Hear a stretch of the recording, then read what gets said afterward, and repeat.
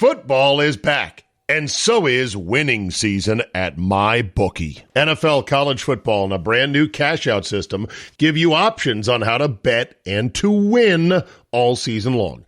First two legs of your parlay hit? Great. Get out while the getting is good. Cash out and use the funds on another bet, or let it ride for the chance at a bigger payday. Use early cash outs as a tool to stay in control of the action at MyBookie. To get started, go to mybookie.ag now and register for an account for free. When you're ready, make your first deposit. Just use promo code ZABE, Charlie, Zulu, Alpha, Bravo, Echo, and grab a welcome bonus on the house. That's promo code ZABE to claim your deposit bonus. And for a limited time, a free chip to use in the MyBookie casino. You can bet anything, anytime, anywhere, only with MyBookie. This is the Zabecast, from the mean streets of McLean, Virginia, to the Harvard of the West, UC Santa Barbara. You got 30 minutes for some honest conversation about sports, life, and more? Well, good. Buckle up and let's go! Here we go! Thursday, October 3rd, 2024. Thank you for downloading Mr. X, our gambling D-gentleman. Comes your way in mere minutes. But first, an email and a story that, well, I'd say you won't believe it, but in this day and age, all the shit that's going on, I don't think anything surprises anybody. But first, the email. You can always reach me at zabe@yahoo.com. I love the feedback, good, bad, and in between. Don't be abusive, be understanding, offer constructive criticism that I could act upon if I say, you know what? Fair play. You're right about that. This email comes to me from Mario Zangala, titled The C Word. My first thought was, oh no, I didn't call somebody a cunt, did I?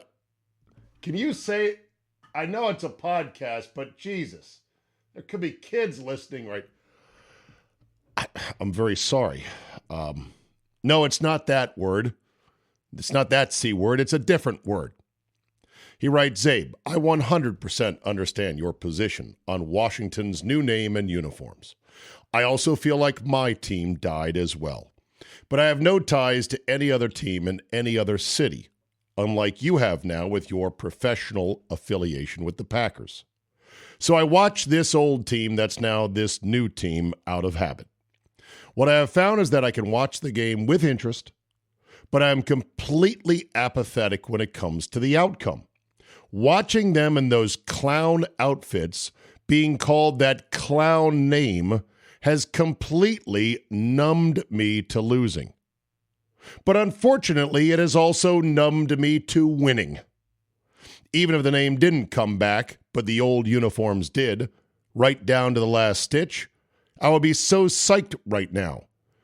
We have new owner, new competent front office structure, a really good GM, a new coach, and a potentially great young QB.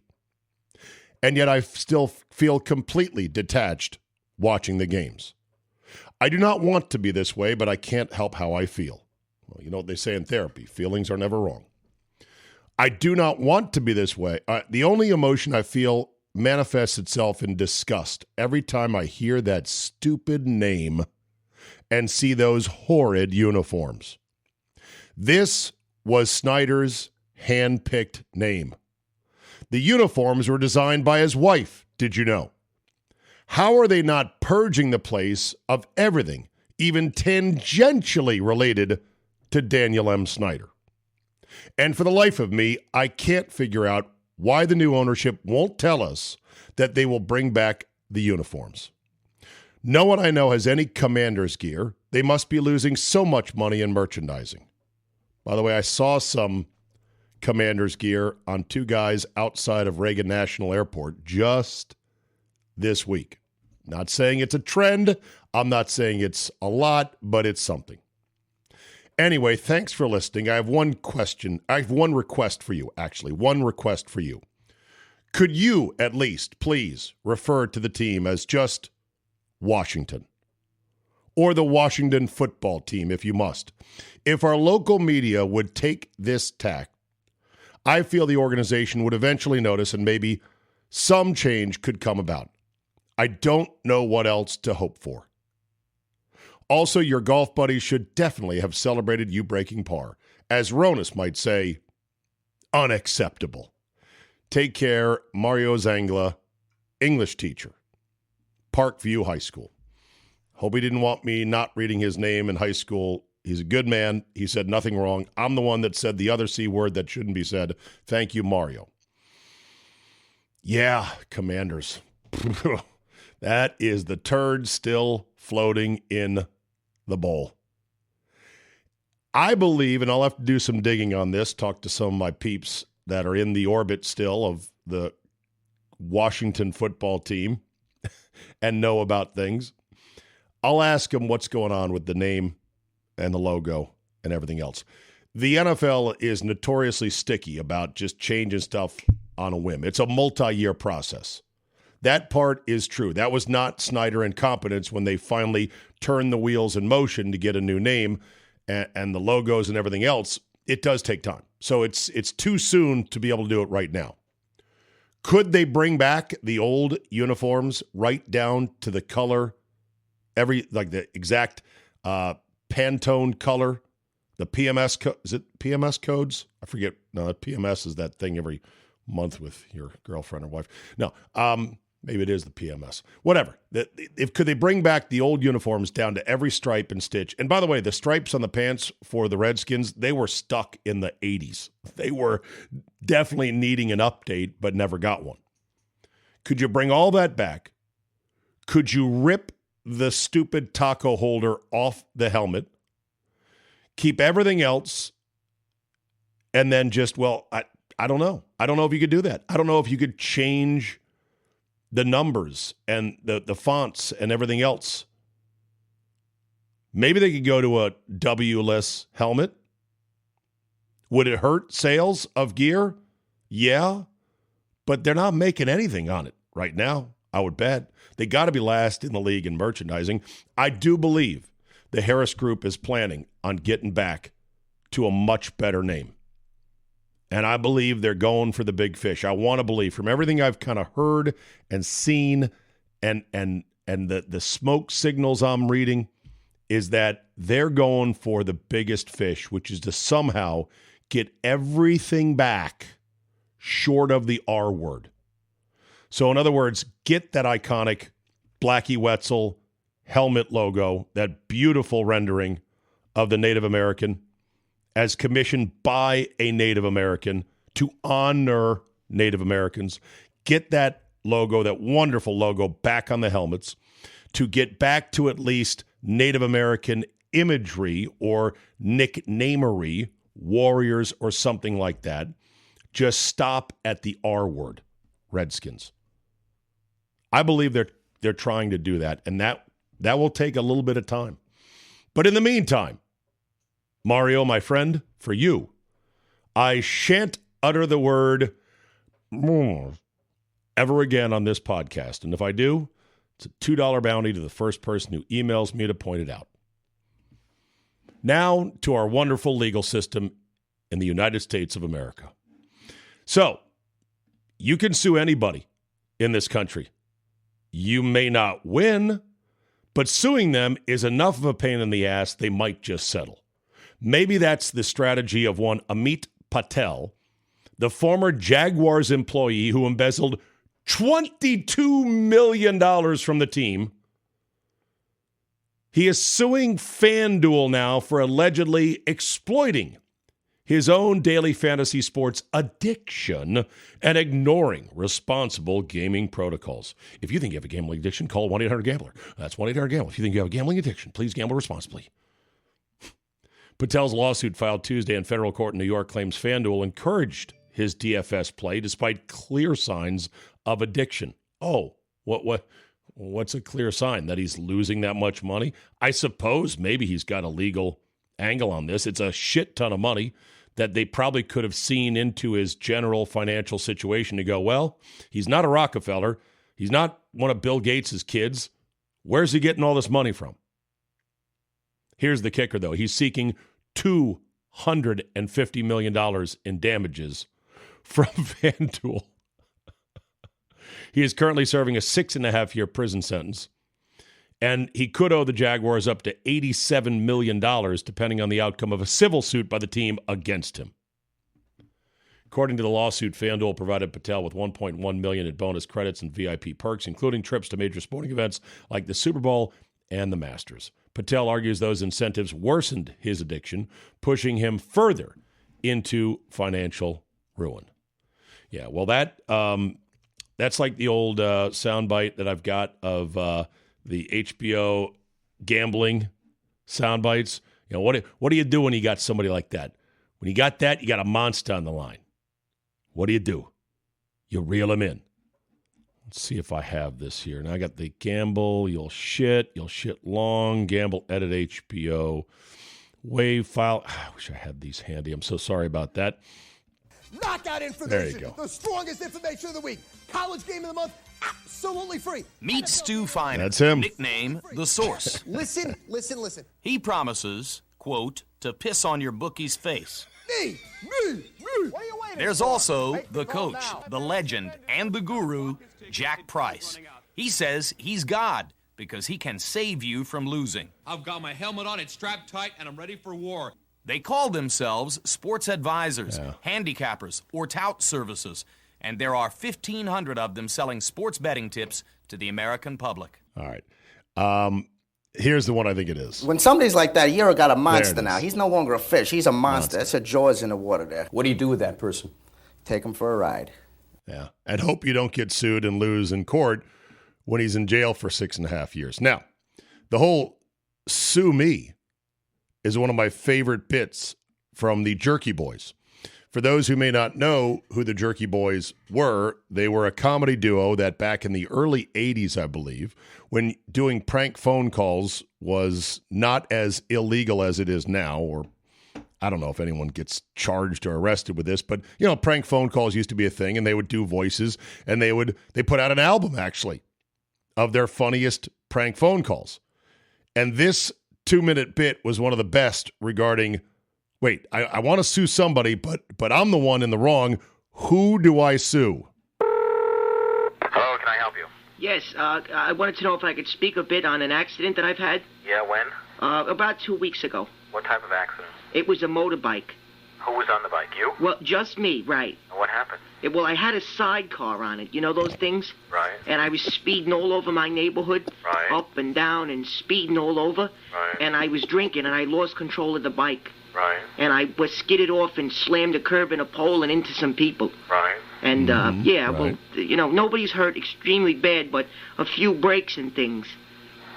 So what are you looking to do? I want to look for some consultation what I should do here. For what? Because they'll probably have lawsuits against me. I would expect so, yeah. Right.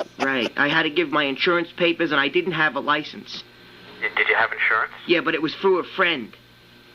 But will you be covered? I don't know. Well, the insurance company will appoint a lawyer for you if you get sued.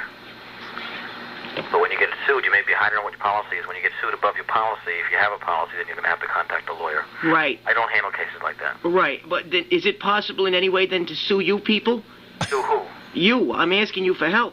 Sue who? Me? Yes. Why you want to sue me? Well, I'm trying to explain. I had a terrible accident. What's it got to do with me? Well, I'm asking you for help, and maybe I could sue for punitive damages that you're giving me. I'm giving you? Yes. Me? Yes. What I do to you? What I do? Punitive damages here. I'm a lawyer. What did I do to you? The sidecar smashed into a pole and everything. I'm trying to explain this to you. What's it, you want to sue me? Well, why not? Me? Sue everybody. Sir, I can't help you. Hello? Yes? The people that you work with and handle, I probably will sue them too because I'm not Who do I getting... handle? Who do I know what you're talking about. Well, I had a terrible accident, sir. And who are my clients? I'm sorry. I'm all upset about this. I'm sorry. You can't help me then? No. I'm sorry. Okay. I recommend it highly. The Jerky Boys, YouTube. There's a bunch of other ones for those of you younger generation who have never heard of the Jerky Boys. There you go. Good luck to Amit Patel. I know this. You won't get in this kind of trouble with MyBookie, promo code ZABE. And as always, I encourage all of you, bet with your head, no over it. And as Mr. X likes to say, only bet as much as you can afford to win, which is kind of encouraging gambling, but, that's what I'm saying. And they would never engage in shady practices. So that's why we're proud to be a MyBookie shop right here on the Zabecast. Football is back, and so is winning season at MyBookie. NFL, college football, and a brand new cash-out system give you options on how to bet and to win all season long.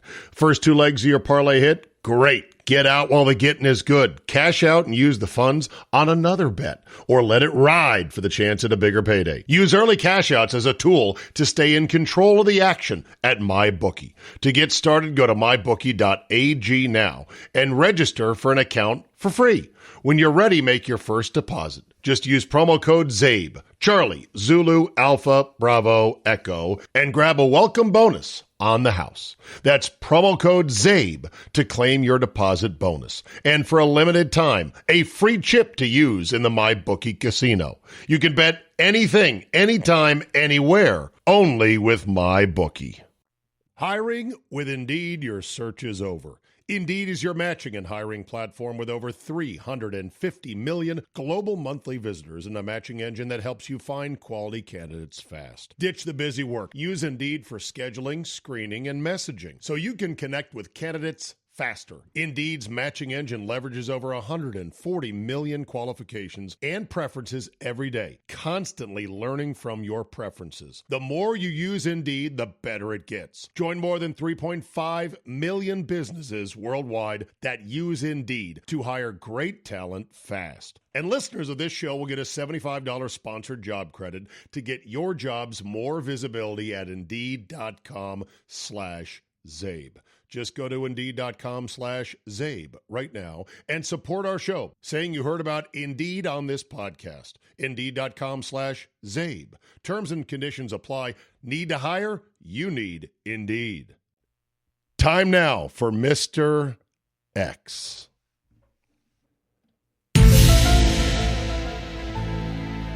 Mr. X, can you play chess? No.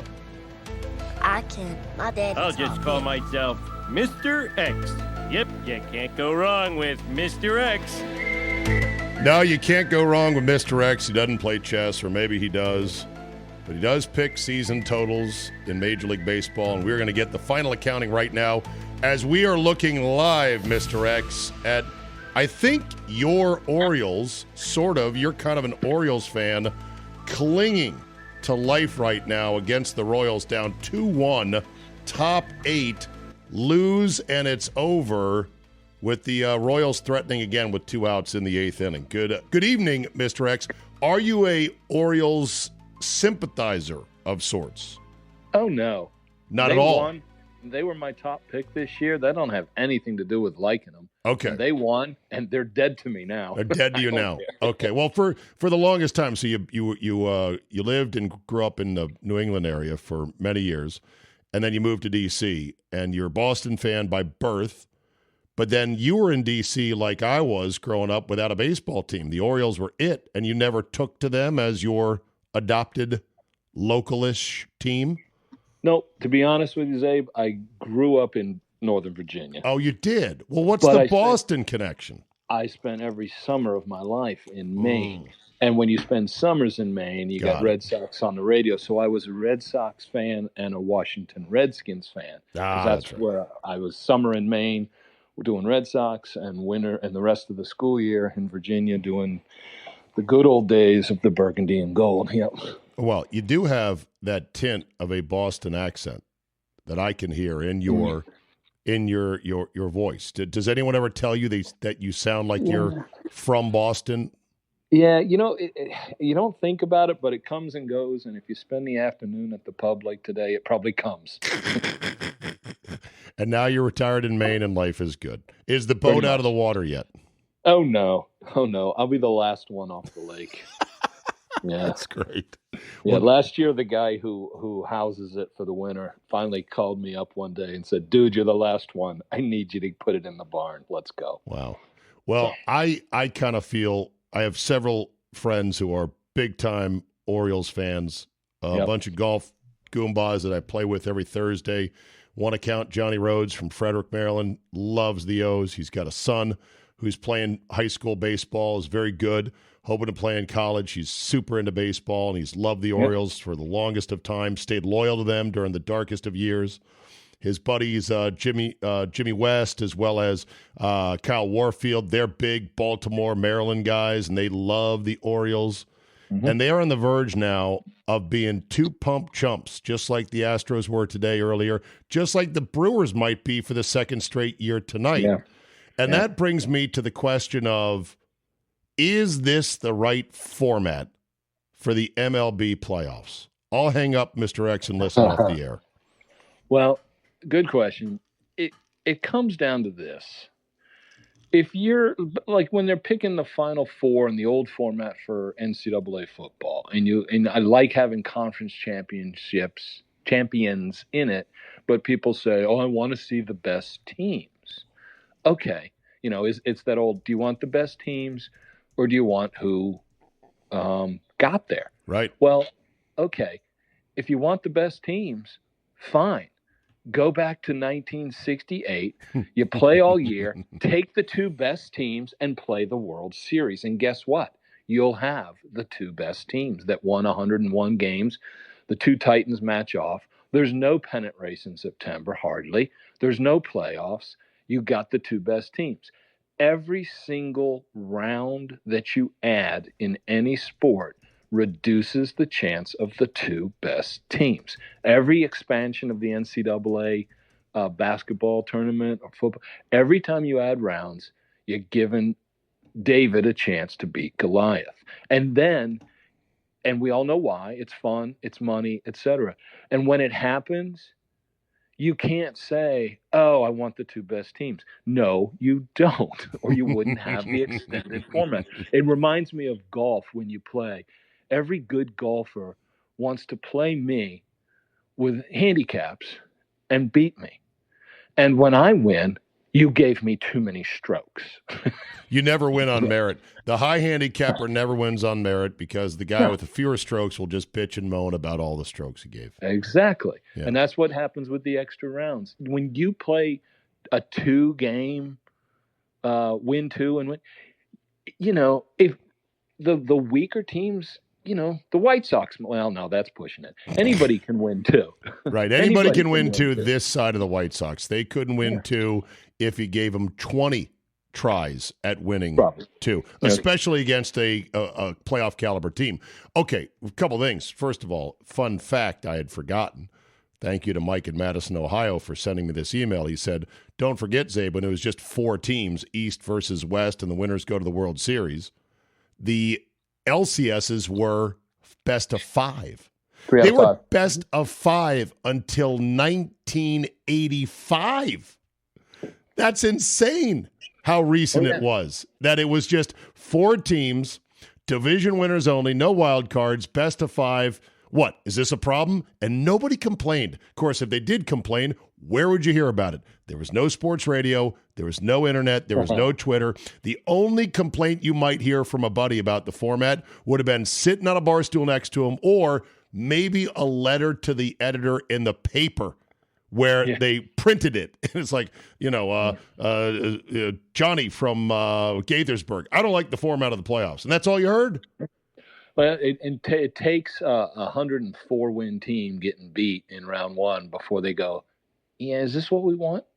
Well, Let's add it to best of 7 as if it's going to cure it. It doesn't necessarily. I am not a purist. I am not a Luddite. I am not against advancing things, and I'm not against going back to the way it was because that's stupid. But I would love to trim it back to just 3 division winners and a wild card, and I would love to trim it. I would love to make the first round best of 5 because a series of 3 is not enough of a series.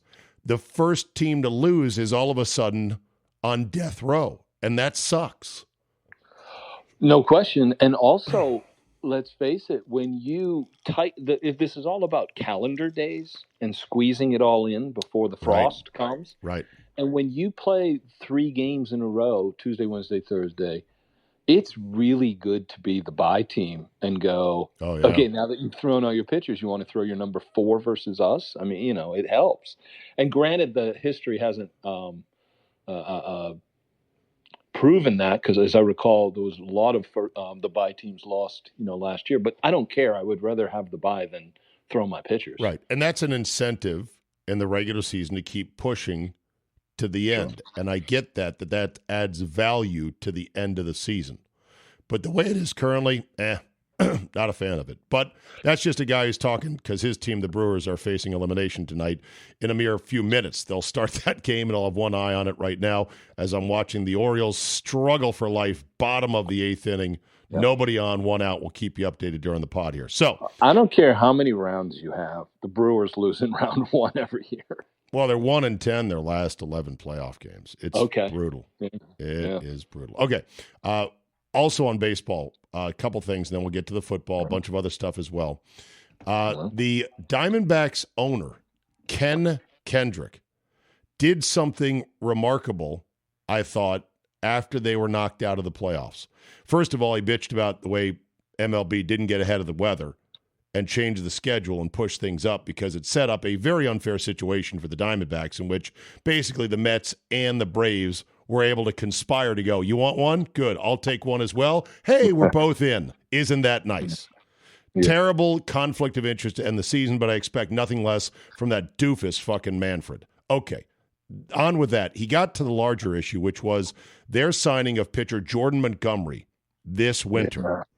Here is what he had to say. By the way, he was a 6 ERA guy, 2-year, $47 million deal. Here he was on with Burns and Gambo on sports radio, whatever channel it is in Arizona that the afternoon show is on. They're kind of like the number one afternoon show. Here he was explaining the signing, and get this, taking the blame himself. Signing Jordan Montgomery and Erod. I'll stick with Montgomery because Erod was hurt for a lot of the year, and we didn't get to see him in a full season. But Jordan Montgomery was $25 million, and he pitched to an ERA well over 6 and got demoted to the bullpen. How disappointed are you in that signing? Let me say it the best way I can say it. If anyone wants to blame anyone for Jordan Montgomery being a Diamondback, you're talking to the guy that should be blamed. Because I brought it to their attention. I pushed for it. They agreed to it. It wasn't in our game plan. When he was signed right at the end of spring training. And looking back, in hindsight, a horrible decision, to have invested that money in a guy that performed as poorly as he did. It's our biggest mistake this season from a talent standpoint. Okay, I'm going to pick a couple things apart here. Number one, wow. So an owner going on local radio is pretty rare just to talk to a show. Good for Burns and Gambo for getting that guy on. Secondly, to admit that he fucked up in the signing is rather amazing. Although he seems to not understand that it wasn't a mistake in hindsight, Mr. X. It was a mistake from the minute this old billionaire tried to tell the baseball people he hired to do the baseball things, go sign this guy. And then you heard him pivot seamlessly to it's the worst mistake we made this offseason. And I'm like, who's the fucking we? You just said it was you. Huh. Interesting. I also think, by the way, it's bullshit of the owner to single out this guy, because unless you tell me that Jordan Montgomery was a complete bag of shit, didn't try, out of shape, drunk half the time, then you're picking on a guy with a bad year. Sports is hard. Sometimes people have injuries that really aren't publicized that affect their performance or other stuff going on. And so you're supposed to win as a team, lose as a team. I would make Jordan Montgomery feel kind of shitty. Like, look, you signed me to this contract without a gun to your head. I did the best I could. I had a shit year. Thanks a lot for singling me out, asshole. Well, in the words of Chevy Chase, Zabe, you ignorant slut. Okay. All right. Here we go. You tell me what you think of that entire bite right there. Well, the point of it is most of the negative was the radio guy asking him the question. He didn't bring that up. The guy bashed Montgomery, said blah, blah, blah, blah. And the owner basically said, it's not my baseball guys. It's not my GMs. It's on me. It was my idea. He said, if you want to blame someone, blame me. Kind of like when the manager takes the heat for his players. He was saying, if he said, he didn't say he sucks. Here. He said, if you want to blame someone, blame me. Here, let me hear that again. Over 6 and got demoted to the bullpen. How disappointed are you in that signing? Let me say it the best way I can say it. If anyone wants to blame anyone for Jordan Montgomery being a Diamondback, you're talking to the guy that should be blamed. Because I brought it to their attention. I pushed for it. They agreed to it. It wasn't in our game plan. Boom! Don't boom me. I'm booming you back. Just because he's saying it's my fault. He said he pushed for it. It wasn't in our game plan. He's sticking up for his personnel and his general managers, and he's saying it wasn't in their plan. I pushed it. If you want to blame someone, blame me. Okay. Well, do you think he's lying to cover for his own baseball staff? Idea. No idea. Probably not. Okay. Well, then he's a fucking dipshit. He's a rich dipshit. Yeah. But he should not be that involved. And if he's willing to admit to that fuck up, what other shit has he meddled in that has affected the team? I guess I don't know how else you answer that question. He didn't decide to ask that. He said, okay, if you want to know whose fault it is he's a D-back, it's mine. Okay. He had a bad year. Okay. He did. It was pretty factual. What's interesting in a sense is it was not factual. It was factual that he sucked. Well, okay, but he could have said, look, Montgomery didn't work out. I like the guy. He just did not have a good year, and that was not money well spent. But you know what? Okay. There's a lot of reasons why we didn't make the playoffs. You can't single out one guy. That's what a good owner would have said. And then leave it to the whole, who signed him, who wanted to or not. You don't need to go out there for that. Okay. I'm not saying he couldn't have done a little. There's no cap in baseball. It's not like they had to let somebody go just to bring him on. Right. They spent money on the wrong guy. Shit happens every year. Right. And when people and fans and radio guys are saying, who made that shitty decision, he said, look at me. Okay. I'm okay with that. All right. By the way, the Diamondbacks, oh my gosh, they were in the World Series last year, and they didn't make the playoffs this year. Last year, they won 84 games. Right. And barely somehow over 500. Got in, back to that format we were just talking about, got in somehow with 84. This year, I think they won 89. Well, I've already. So did they get worse? No. They got better. All right. So I've already said what I want the playoffs to be. You've somehow sat on the fence or dodged the question. What would you like the playoffs to be, Mr. X? I like 4 each. Yeah. Okay, 4, so you'll 2 co-sign rounds mine. each. Sure. Hey, I'm okay with less, but I know it's unreasonable. So I have no problem with just 4. Yeah, this whole give more merit to the regular season. Okay, really? Why? I mean, once football starts, there's nobody going to the games anyway. So I don't care about all these pennant races down to the last day to see who can be the 6th seed. I don't care. Now, wait a minute. You said not anyone's going to the games. Did you know? And I sent you this note. Major League Baseball reported that for the second straight year, attendance was up. It's the first time since 2012, I believe, they've had back-to-back years of increased attendance. Yep. And it's the highest attendance since 2017. So the zombie sport that's supposedly too slow, too arcane for today's youths cannot be killed.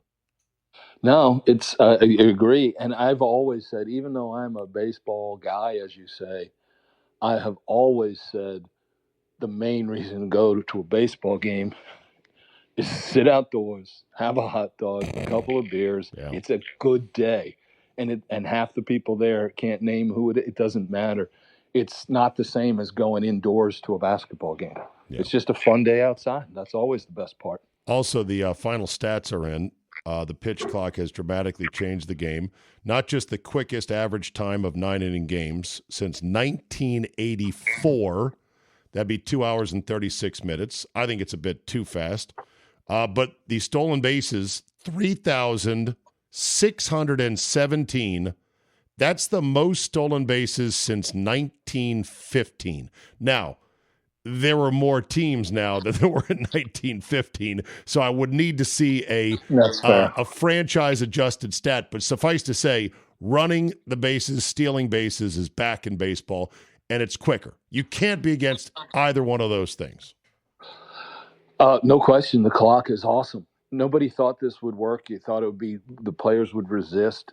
It's awesome. You watch a game, I don't find myself, distracted. It's definitely better.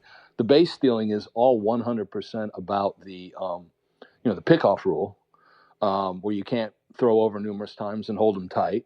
It's easy to steal. The replay eliminated base stealing. It made us realize how many times you break contact for a millimeter and you beat the throw, but when you went from hand to foot, you broke contact, and the replay would call you out. And guys stopped stealing, especially like Trey Turner. They stopped stealing because they realized their slides weren't so good. But now the pickoff has the pickoff limits and the 4 extra inches. I think 4 inches makes a difference, right? The larger bag. I guess it does, but I don't think that's anything compared to the pickoff rule. Okay, yeah, because they can't really keep you pinned down, the guys who can fly. So okay. You throw over once, and man, I got some extra steps coming now. The rule definitely helps the base stealer. One last baseball thing, actually 2 last things. Now I swear we're getting to football. I have a saying, which is there's no dipsticks for arms. Meaning in baseball, you can't just stick a dipstick like your oil in your car, pull it out and see how much is in there and wipe it off and have an accurate reading. It's always going to be a bit of a guess. Managers look, managers observe, managers have their data, managers have their ideas of, well, this would be the 3rd time through. I don't know, blah, blah, blah. Because Murphy pulled his starter Peralta after 4 innings yesterday after he had retired 9 straight with seemingly cruising. And a lot of people lost their minds. And I said, look, do you think that the guy who's probably the manager of the year suddenly became an idiot? I think it's a defensible move that did not work out. It didn't help that Joel Piamps lost his brain for a second and didn't run and cover first, something he probably covered first day in training camp. Yeah. And so that contributed to things. Chorio misplayed a ball and left. Shit happens. And statistically, I saw this number. The worst inning by far for Peralta is his 5th inning. His ERA is triple what it is in the first 3 or 4. So I can see the defense of it, but I know that being a baseball fan always gives you the right to go, why'd that manager do that? He's an idiot. Well, yeah, and I didn't have a problem with it. The one thing I will say that's very obvious, but when you debate moves after the fact, whatever the manager does with his pitching staff almost always is better than the guy, running up the hitter or the pinch hitter, because hitters hit under 300. So no matter what you do, the guy with the pitcher is going to be right more often than the guy batting 250. He'll be right 7. He'll be right 7 out of 10 times on his worst day. Exactly. Yeah. Exactly. So that is, I always say there's 2 teams. You can make the right move, but the other team can hit. It happens. All right. Can you give an accounting of your final season totals that you gave out last year to subscribers and let people know how you did? Sure. Well, on the main subscription, I said two bets on the Orioles, which came home over 89.5. What do you mean 2 bets? Double up? What I said on your show and on the site was, usually I give out 3, and I said, whatever you're going to bet on number 2, put them both on number 1, because I just liked it so much. Okay. So I said, that's the first time I've done that. So a double bet on your best bet was Orioles over 89.5, and they stalled out in late September, causing a minor panic, but then at the end surged to 91 wins to cover. Yeah, and a lot of guys got in late and had them at 90.5, so it went to the last day, which makes it not a great play at all, but I will cash when you can. All right. The second play was Marlins under 77.5, which won by, I don't know, about 80 games or so. They were so awful. Okay.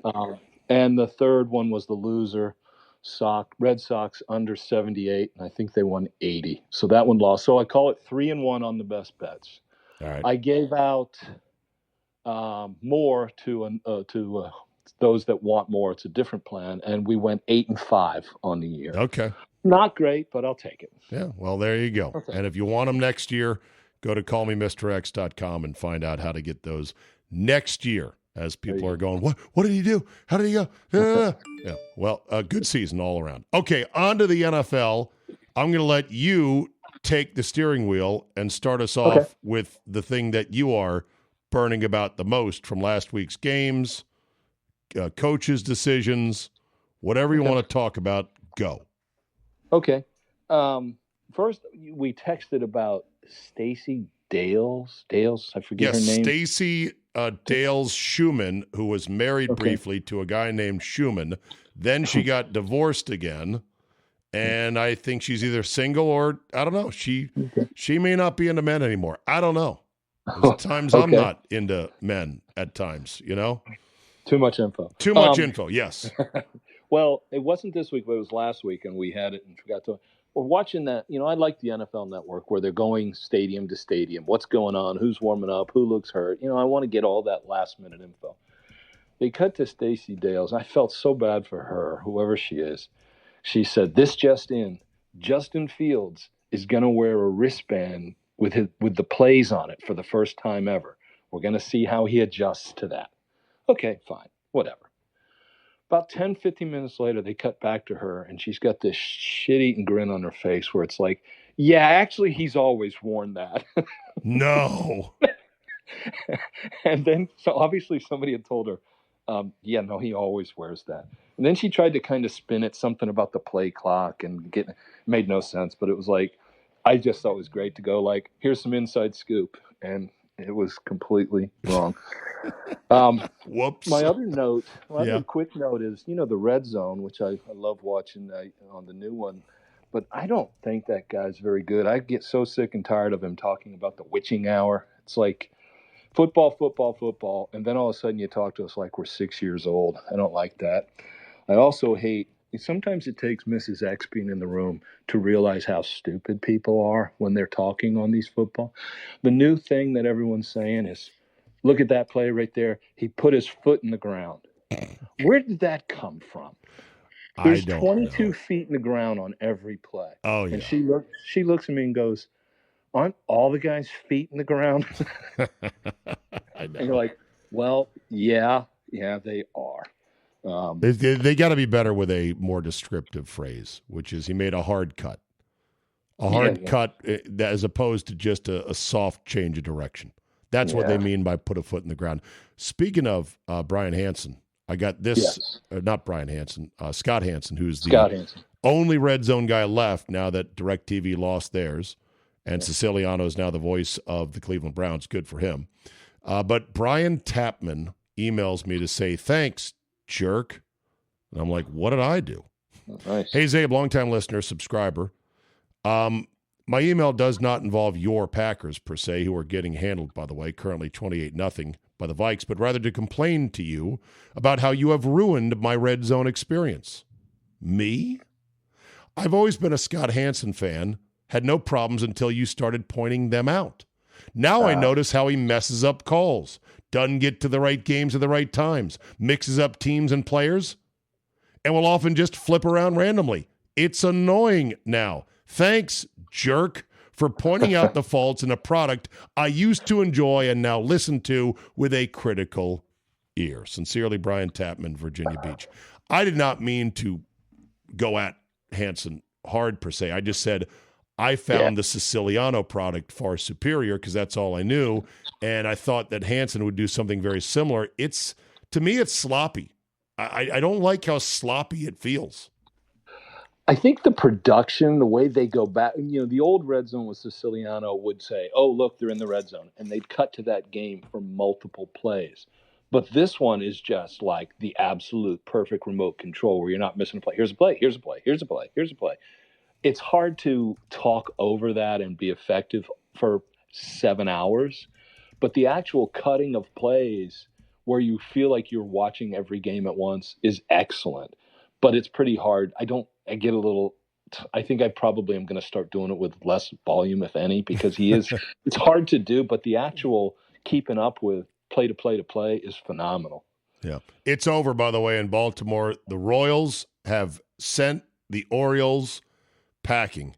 2-1 your final from Camden Yards as the 91-win Orioles that had to slug hand and fist with the Yankees all season long in their division end up getting bounced by an 86-win Royals team. That was pretty good this year, but I don't know if they were quite as good. Second straight year, the Orioles were 2-out with their postseason appearance. That's a bitter pill for a franchise that was so dog shit for so long and has such good young talent and has had 2 great seasons. What was their record last year, the Orioles? It was even better, wasn't it?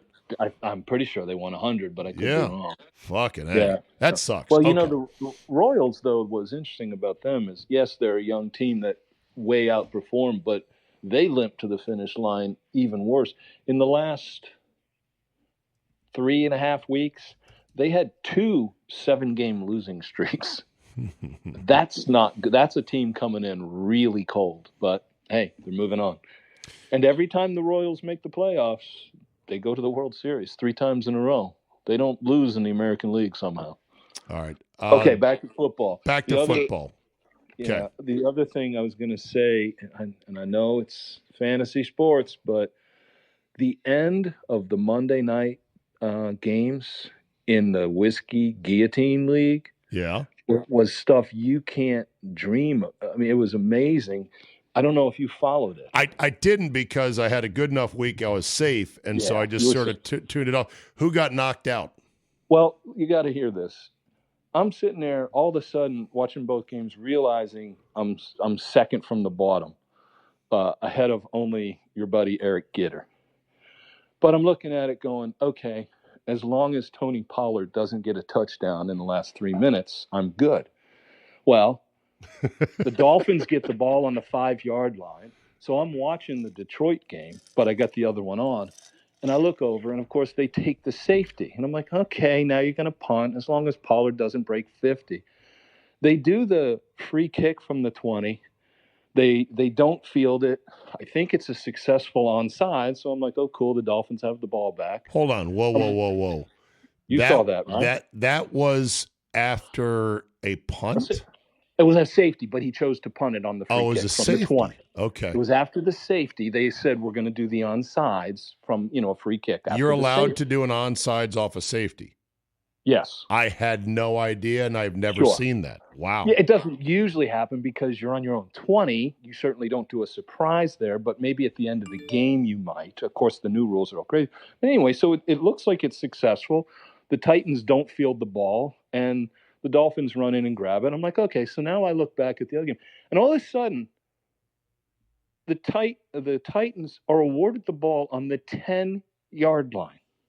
Did you see that? I did, and I saw what happened. They did it on the 10. They ran it 3 times for a yard or 2. Yep. And they got past the 2-minute warning. And because because they were down they to were 30 seconds on 4th they were already up 24-12. So they figured, fuck it, we'll just run it on 4th down. And Pollard sweeps right and gets scores. around contain and scores, fucks all the unders, and fucks a lot of people in fantasy, especially in guillotine leagues, who are counting on, please don't let him score. Well, and I looked at that and I thought, wait, how do you get the ball on the 10-yard line after that kick? Unless it's just to kick me out of guillotine leagues. So that put Gitter ahead of me with I still had the Lions tight end Laporta, and I'm like, okay, I lose unless Laporta catches a 15-yard pass, which with 3 minutes to go he did. So Gitter got dropped out after all. Wow. Okay. But so it almost cost you. Yeah. I need to start. That whole rule on the 10? What the heck? I know. I need to start watching the end of. I need to start watch the bottom of the guillotine league we're in just for the excitement on Monday night. Even if I'm safe, they need a red zone for the guillotine league. Yeah. Somehow. Well, who sits there? We always start praying when you're betting and fantasy and everything. But who sits there and goes, I got an idea. Maybe they'll do an illegal free kick and we can get the ball on the 10. that doesn't happen. All right. Okay. Let's talk some NFL. Week, By the way, that Titans-Dolphins game drew like a 5.7 as part of the doubleheader, and it was one of the lowest-rated Monday night games in a long time. And understandably so, given that it was a 9-7 game until deep into the night, and they had two dog-shit quarterbacks, with one of them getting hurt and replaced by another dog-shit quarterback. And a much better Lions-Seahawks game that came in on top of it once about halftime began. I was going to say, yes, it was a bad game to watch, et cetera, but you can't compare stats when you're the number 2 game of the night. When there's only 2 and everybody's watching the other, you're going to have a bad number. You're going to have a bad number. But it just, for a league that's been impervious for the most part when it comes to television ratings, this was a little bit of a rare instance where there was blood drawn as a shit rating. Well, when Will Levis is the best QB on the field. Home run, Milwaukee. Let's go. Let's go. Fucking Chorio.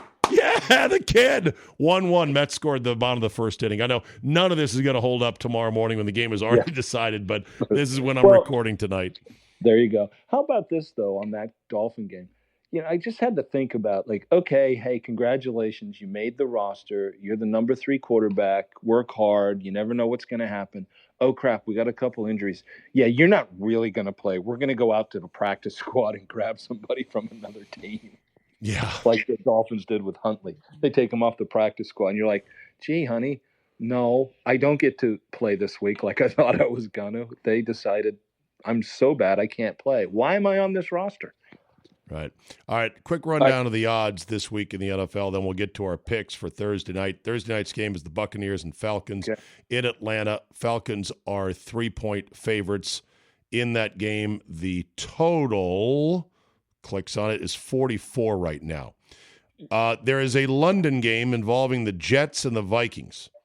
Yeah. And the Jets are 3.5 in London against the Vikings. Interesting. Zabe, you're looking at bad numbers. Let me stop you. Hold on. I'm looking at the open numbers. God damn it. VegasInsider.com, you assholes. What are these open numbers from? August?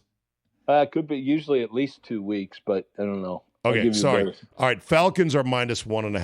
1.5 on Thursday night, and the total is still 44. That hasn't changed. Correct. The Vikings are minus 2.5 in London. 9:30 game on, I assume, NFL Network. Right. On Sunday morning. 1 o'clock slate involves the Bears minus 4 against the Panthers. Game that'll be interesting because of the whole quarterback swatcheroo they did in the draft. Yep. Bryce Young's not going to play in that one. Andy Dalton will. But the Bears coming off a win there. The Ravens are 2.5 on the road at the Bengals, who finally got a breath of life. Ravens coming off a big win on Sunday night in prime time. The Bills and Texans is a juicy one. Buffalo is a 1-point road favorite at the Texans. Jaguars are favored at home against the Colts. Woof.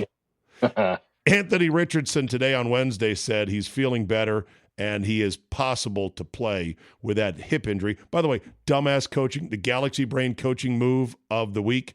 Shane Steichen, the Colts coach, puts Richardson back in after a hip injury. 3 plays later, first play a designed run. Yeah. You fucking moron. Good job, Shane Steichen. The Patriots are minus 1 against the Dolphins at 1 o'clock. Up in New England. Holy shit, is that a bad game right there. The Commanders are 3-point favorites at home against the Browns. The Browns, okay, so Deshaun Watson, he ended the game with a sack on 4th down, driving for what would have been the go-ahead touchdown in Vegas. I'm not usually a screenshot warrior that wants to say, oh, look, this receiver was open, that receiver was open. These screenshots are a split second in time. Normally, I'm not. But holy fuck, you should see the screenshots from what was open right away to Deshaun Watson on a play in which he ate the ball and got sacked. You should never get sacked on a game-ending play where there's nothing to lose. He had like 3 guys wide open. Yeah. Commanders minus 3 with Jaden Daniels. The hype train is absolutely off the charts. The Broncos are 2.5 at home, 4 o'clock window against the Raiders, with the Devontae Adams thing now stinking up the room. Antonio Pierce today did not comment on that whole situation. So that's going to be dicey. The Niners are full 7-point favorites against the Cardinals in San Francisco or in Santa Clara. 425 game. The Packers are -3 at the severely depleted Rams. That game feels trappy as fuck because if Jordan Love plays like he did the second half, and with the Rams having no weapons whatsoever to throw to, I just don't see how the Rams are competitive, but it's a pro tackle game. Who knows? Seahawks are -6 at home against the Giants in the 425 window. Your Sunday nighter is Cowboys-Steelers. My goodness, the 1970s are having an orgasm on Sunday night, and the Steelers are -2.5 with Justin Fields in that wristband, which he's never worn before, except for he's worn it all the time. And your Monday nighter is the Chiefs -5.5 at home against the Saints. What just sticks out to you? Just a quick comment. I know it's super early. We're not making picks in the whole slate. Again, no lumber. There's no lumber to be had in today's NFL. Yeah, that's what I was going to say. 11 of those 14 games are field goal, and 7 of them are 2 or less. There's only 3 games where they're laying 5, 6, and 7. And there are teams that are lumber-worthy bad, such as the Panthers are lumber-worthy bad. And the Dolphins are lumber-worthy bad. And yet you're not getting that. Yeah, part of it is just the fact that the scores are down. When the scores are down, the gaps are down. Okay, I get that. I mean, heck, last week the favorites only won 5. They went 5-11. And at first thought, you look at that and say, of the 11 dogs that won, 8 of them won outright. I heard somebody say 8 of them won outright. Didn't even need the points. I'm like, yeah, but they're only getting 2. Yeah, right. So, if you win, if you cover, you probably did win. Sure, outright. Sure. I think. Well, also I should note that 2 of the games that have lumber-worthy teams cancel each other out. The Jaguars and the Colts are one. The Dolphins and the Patriots are the other.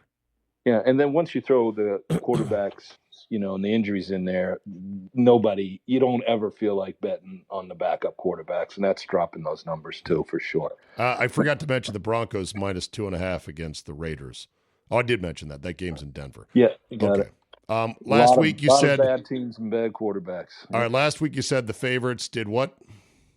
They went 5-11. Wow. Yep, and 8 of those 11, won outright as dogs. The overs finally had a good week. They went 10-6 after 3 bad weeks, and the public, in my book, went 1-3. Again, they did not do well. Although the public just absolutely crushed Saturday NCAA. Like 9 out of the top 10 public picks all hit, which is an incredibly rare week. Yeah, it was what we call rookie day on Saturday. Okay.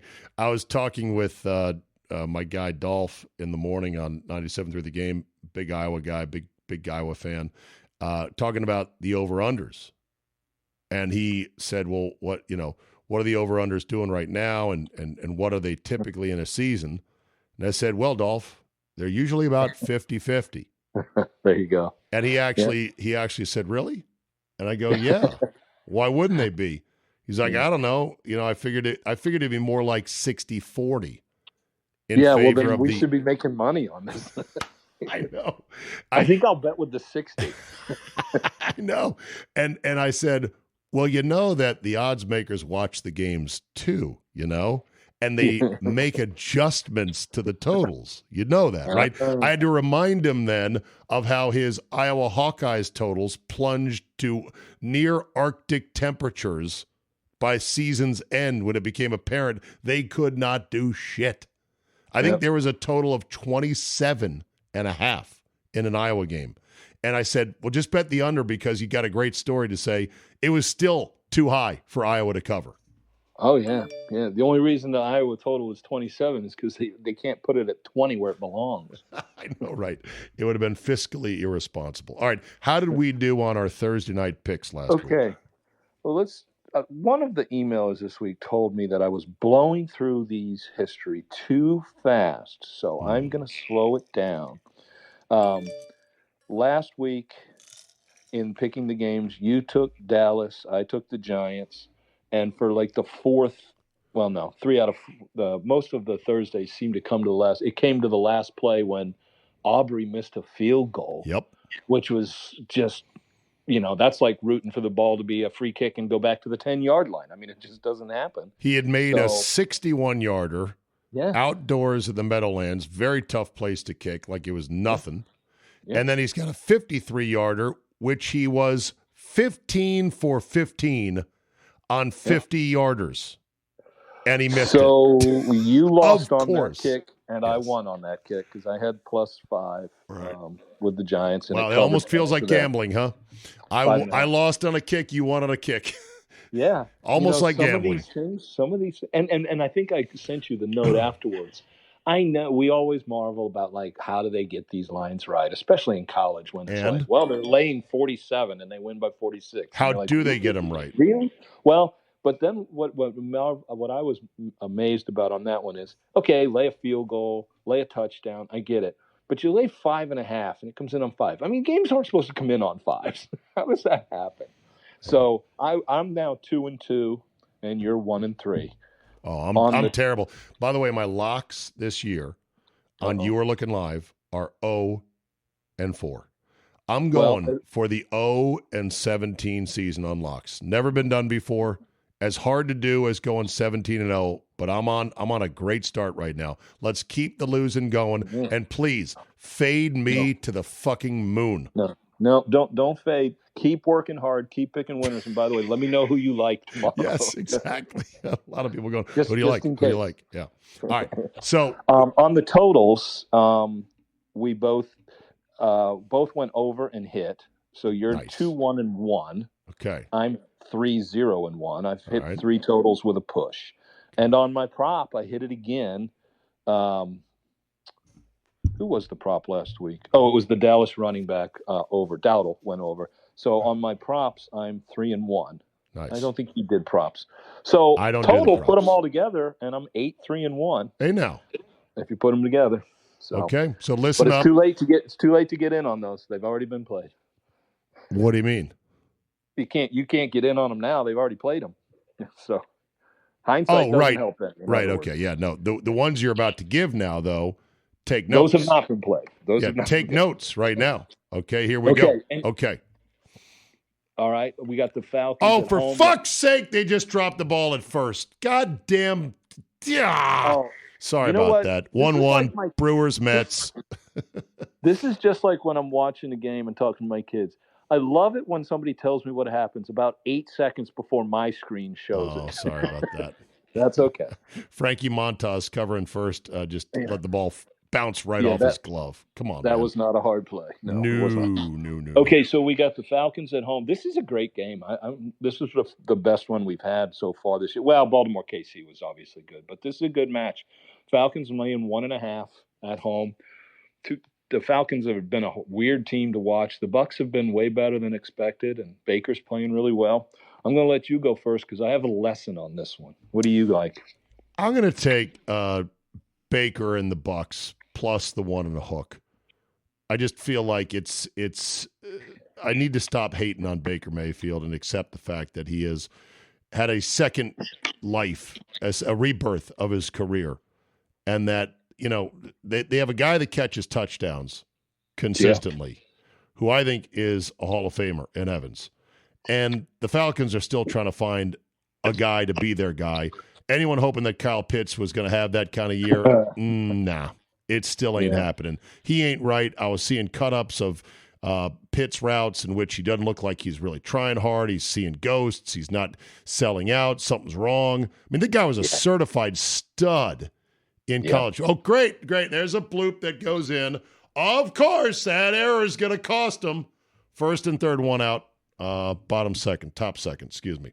So, I've got the Buccaneers plus the 1.5, and I'm going to take the under 44. Under 44. Okay. I'm not saying this just to be different, but I'm glad that you went the other way on both. But here's my lesson, mini lesson for the week. Every now and then when you get a small number like this, you want to look close at the money line. And the point would be, if you want the Bucs, you should take the plus 1.5. Okay. Don't take them to win the game because, hey, they could lose by 1, and the margin there is 5 or 10%. The money line is Buccaneers plus 105.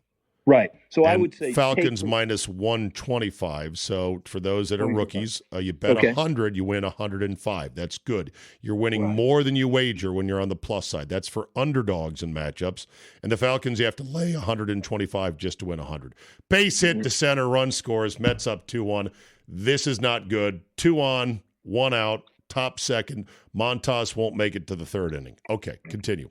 Okay, so what I'm getting at is, okay, if you're playing the Bucks, so forget that plus 105 money line. You win 100, you win 105. What's the difference? You take the 1.5 because they could lose by 1. I'd rather win than lose. I don't care about 105 versus 100. A 1.5 is significant enough to not turn your nose up at. In other words, well, not when it's only 105. Sure, some people say, "Oh, it's a close spread. I'll just take the money line." No, I take the 1.5. However, I'm taking the Falcons, but and it's the opposite. I'm not laying the 1.5. I'm going to take a money line at 125. It makes more sense. And to support it, I say this: the drill that you can always buy a half a point for 10 cents. So instead of 110, you would normally pay 120. Well, in this case, at 125, you get a whole 1.5. So you're getting free points if you play the money line, if that makes sense. So if you play the Falcons, lay 125. If you play the Bucks, you take the 1.5. Okay. I'll take the Falcons, but I'm going over on this. I just think I've been playing under all year. I played under most of them. I think it's time for these two to finally put up some points. Maybe Cousins will play before the last drive, but my prop this week, I'm taking the Bucks number 2 running back, Bucky Irvin, to go over 40.5 yards. He's stealing timeshare, and I think he'll continue to steal timeshare, and that's what counts. All right. Very good. Mr. X, as always, a pleasure. You can find his information at callmemrx.com, on Twitter at justcallmemrx.com. Remember, bet with your head, not over it. Only bet as much as you can afford to win. And winning is nice, but getting paid is even nicer. All right, we'll see you next week. Thank you, my friend. Okay, bye.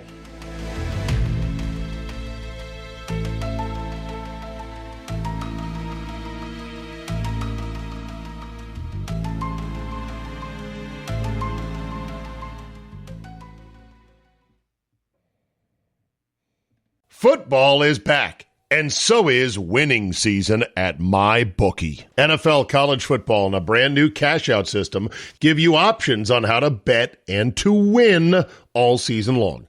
First 2 legs of your parlay hit? Great. Get out while the getting is good. Cash out and use the funds on another bet, or let it ride for the chance at a bigger payday. Use early cash outs as a tool to stay in control of the action at MyBookie. To get started, go to mybookie.ag now and register for an account for free.